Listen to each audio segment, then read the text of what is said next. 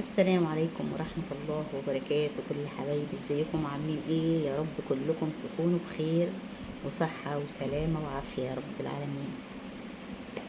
النهاردة بقى هنتكلم عن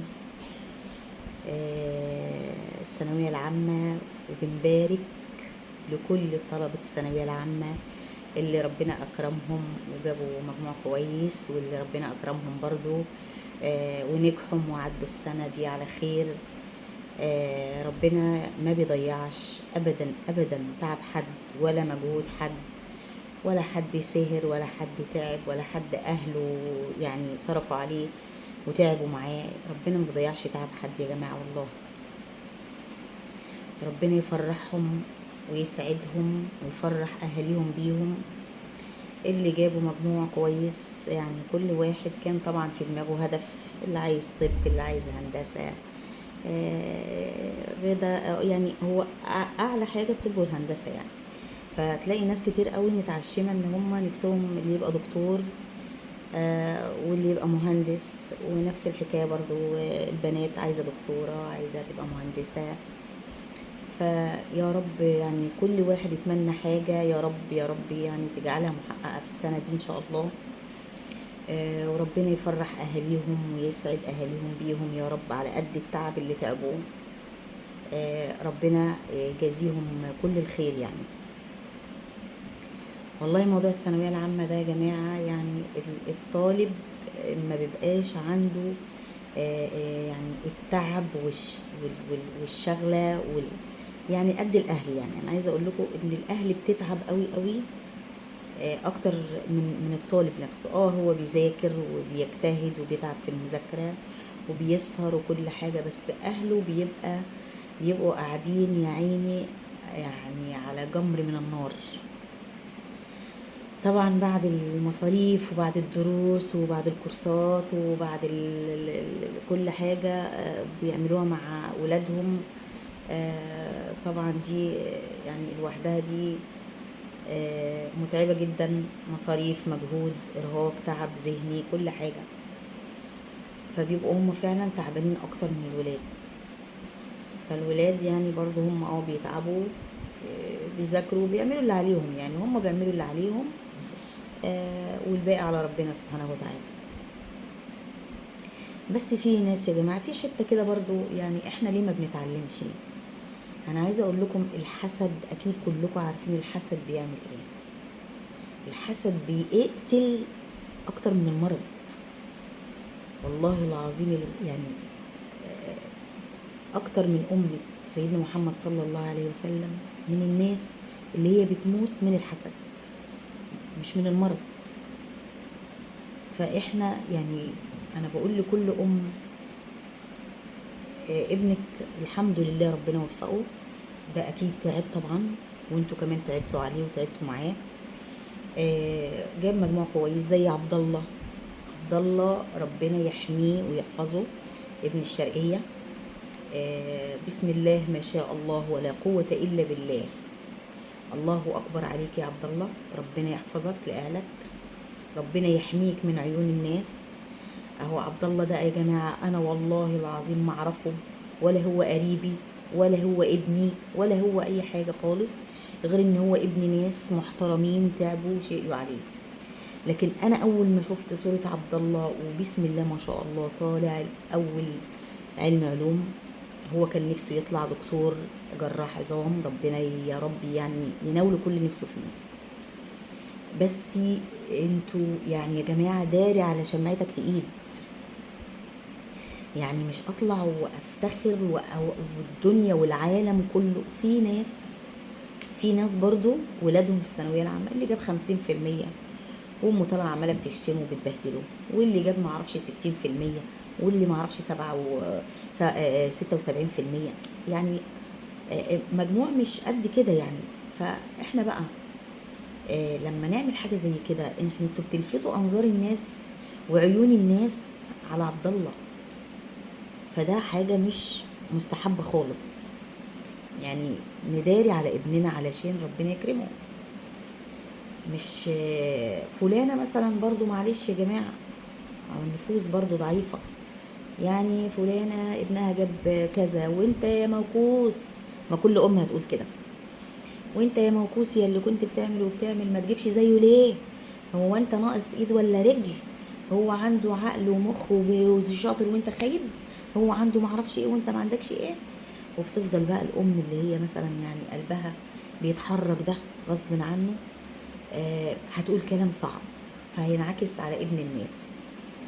فيا جماعة اللي ابنها ربنا أكرمه وجاب مجموع كويس وطلع الأول على الجمهورية وجايب بسم الله ما شاء الله الله أكبر مقفل كل الدرجات في كل المواد، أنا أداري على ابني، أداري عليه، مش أنشره في الدنيا كلها والناس كلها تعرف ابني جاب إيه، وابني يقفل المواد كلها، وابني طلع الأول على الجمهورية.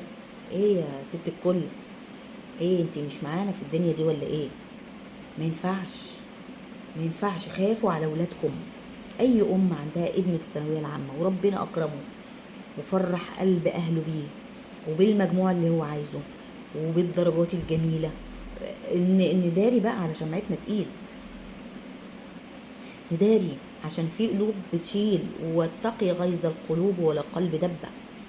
يعني سيدنا النبي صلى الله عليه وسلم قال لك اتقي غيظ القلوب ولو قلب دبه. دبه طبعا انتوا عارفين، نتقي غيظ القلوب ليه؟ يعني مش كل الناس بتفرح لبعض، ده احنا في زمن اعوذ بالله من الشيطان الرجيم، زمن اصعب زمن الواحد شايفه دلوقتي، من الحقد والغل والحسد والغيرة وكل حاجة وحشة، بقت الناس صعبة.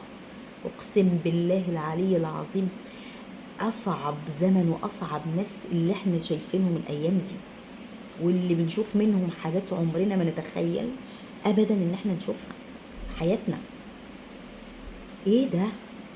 مفيش حد بقى يبقى يفرح لحد يا جماعه، مفيش حد اقسم بالله ما بقى يعني بصي يعني انا واحده عندي مثلا فرح، جارتي مش هتفرح لي زي ما انا هفرح لها. كل القلوب مش بتبقى متشابهه، في قلب ربنا حاطط فيه الحنيه وشايل منه الغلظه والحسد والغل والحقد والغيره، دي بتبقى حاجه بتاعت ربنا سبحانه وتعالى. وليه القلب ده؟ ليه؟ عشان قريب من ربنا.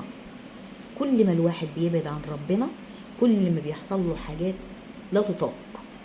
قربي من ربنا هتلاقي لا في قلبك غل ولا حسد ولا حقد ولا غيره ولا اي حاجه، بالعكس ده انت هتتمني الخير لغيرك او قبل منك، اقسم بالله. واليمين ده ربنا هيحاسبني عليه.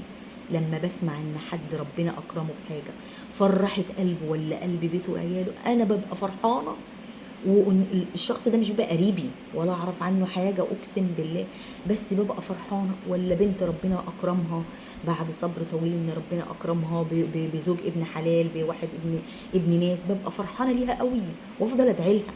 انا بفضل ادعي الناس انا ما بعرفهمش، والله العظيم ما اعرفهم، بس بفضل ادعي لهم وقلبي بيبقى فرحان. طب ما انت فيما انت لما تدعي وربنا يفرح فلانة بنت فلانة ويسعد أمها بيها وأهلها ويبعد عنهم الحسد يا رب والغل والحقد والكراهية وكل حاجة، ما أنت عندك ملكين على كتافك ولك بالمثل، الملائكة بترد عنك ولك بالمثل. فاحنا نحب الخير لبعض، نفرح لبعض، ما نحقدش على بعض، ما نغيرش، ما يبقاش في حقد، ما يبقاش في غل، ما يبقاش في غلظة كده في قلوبنا، لا، حاجة وحشة قوي قوي وصعبة قوي، صعبة قوي. فنحب بعض ونهني بعض كده بكل واحد ربنا أكرمه في الثانوية العامة وجاب مجموع حلو كده، يا رب تسعد أمة سيدنا محمد كلها بولادها، يا رب تدخل السعادة على كل بيت يا رب، من بحق جاه سيدنا النبي، كل بيت يا رب من بيوت المسلمين والناس كلها. أنا مش هحدد العالم اللي ربنا خلقه كله، ربنا يجعل في بيوتهم فرح وسعادة وهنا وسرور، ويشوفوا كل السعادة في بيتهم وفي ولادهم وفي عيشتهم وفي رزقهم وفي كل حاجة. احنا لما ندعي كده في ظهر الغيب لاخواتنا اللي ما نعرفهمش، الملائكة بتقول ولك بالمثل. بلاش الغيرة، بلاش الحقد، بلاش الحسد، بلاش، وحش قوي قوي قوي الحسد ده. انت بتستكتري النعمة اللي ربنا خلقها على فلان، انت بتستكتريها عليه، لا، لا. واحيانا الحسد مش بيبقى مقصود، يعني واحده تقول لك لا ده انا مش بحسد بس بتمنى. ما هو الحسد عباره عن ايه؟ عن تمني. انا بتمنى النعمه اللي في ايد فلان ده تبقى عندي. ما انت كده عايزاها تزول من عنده وتيجي عندك، ما هو ده غلط، ما هو ده حسد، دي مش حاجه كويسه. لكن لا، لما اشوف حاجه كويسه اللهم صل على حضره النبي، بسم الله ما شاء الله ولا قوه الا بالله، ما اشوف حد عنده حد ناجح، الله اكبر، اللهم ابعد عنه عين الحاسدين والحاقدين، اللهم اسعد اهله بيه وهو كمان يبقى سعيد وفرحان. انت تدعي، ولكن لا تبصي ولا قلبك يتحرك ولا تبقى في حاجه جواكي وحشه، لان كل ده عند ربنا وحش مش حلو. منوا الخير لبعض، حبوا بعض، يعني خلينا كده، يعني والله العظيم الواحد عمره في حياته ما اتمنى الخير لحد الا لما ربنا بيرزقه اضعاف اضعافه. وانك انت تدعي لحد في ظهر الغيب دي حاجه جميله، الملائكه بترد عليكي، بتقول يعني ولك بالمثل، انت كمان ليكي بمثل اللي انت دعيتي. والله دعيتي وحش هيبقى ليكي بالمثل برضه، دعيتي حلو هيبقى ليكي بالمثل. فيا كل ربنا جبر بخاطرك وابنك جاب مجموع كويس. انا والله خايفه على عبد الله، وربنا يسترها عليك يا عبد الله، ويبعد عنك عين الحاسدين والحاقدين، ويبارك لك في اهلك اللي تعبوا عليك، ويبارك فيك ويحفظك، وتوصل للي نفسك فيه يا عبد الله، وتبقى دكتور جراح كبير عظام زي ما انت تمنيت في يوم من الايام. ويا رب كل امه سيدنا محمد اسعد ولادهم بالنجاح والسعاده وكل حاجه حلوه يا رب في الدنيا يا رب وفي الاخره، اللهم امين يا رب العالمين. والف الف مبروك لكل الطلبه اللي نجحوا في الثانويه العامه، الف الف الف مبروك، ربنا يفرح اهاليكم ويفرحكم انتوا كمان، ويسعدكم بكل ما تتمنوه يا رب العالمين. وده كان يعني كلمتين كده في يعني يعني خوف على بعض وان احنا يعني نحب بعض وما نبصش لبعض بالعين الوحشه، لا نبص بالعين الحلوه الجميله دي اللي ربنا بيحبها. بلاش العين الوحشه دي، ربنا يكفينا شرها يا رب، ويبعد عنا وعنكم عين الحاسدين والحاقدين والغلين وكل الوحشين يا رب العالمين يا رب. ونشوفكم على خير وكل خير وصحة وسلامة وسعادة. وألف مبروك يا كل كان عندك ثانوية عامة، وألف مبروك لكل بنت وكل ولد راجل بقى، مبقاش ولد دلوقتي بقى الثانوية العامة بقى راجل بقى كده. ألف مبروك ليكم يا حبايبي، وربنا يسعدكم ويفرح قلوبكم ويفرح قلوب أهاليكم يا رب، ودايما من نجاح لنجاح ودايما من تفوق لتفوق. والف مبروك لبنت اخويا برضو كانت في الثانويه العامه، ربنا يا رب يفرح امها وابوها بيها يا رب ويشوفوها في اعلى المناصب، اللهم امين يا رب العالمين. ودايما كده يا رب الدرجات العاليه يا رب لكل سيدنا محمد يا رب، واولاد سيدنا محمد من بنات وشباب يا رب، واسعدنا واسعد كل الحبايب يا رب. اشوفكم على خير، كل خير وصحه وسلامه وسعاده يا حبايبي، والسلام عليكم ورحمة الله تعالى وبركاته. أتمنى من الله ورسوله كل اللي يشوف الفيديو بتاعي يا رب يعجبكم. والله أنا طالعة يعني محبة فيكم وفي كل عندها حد في ثانوية عامة، وكنت بتكلم عشان خوف بس عليهم من العيون يعني، وكل تداري على شمعتها عشان تقيل على ولادها، عشان ربنا يحفظهم لها.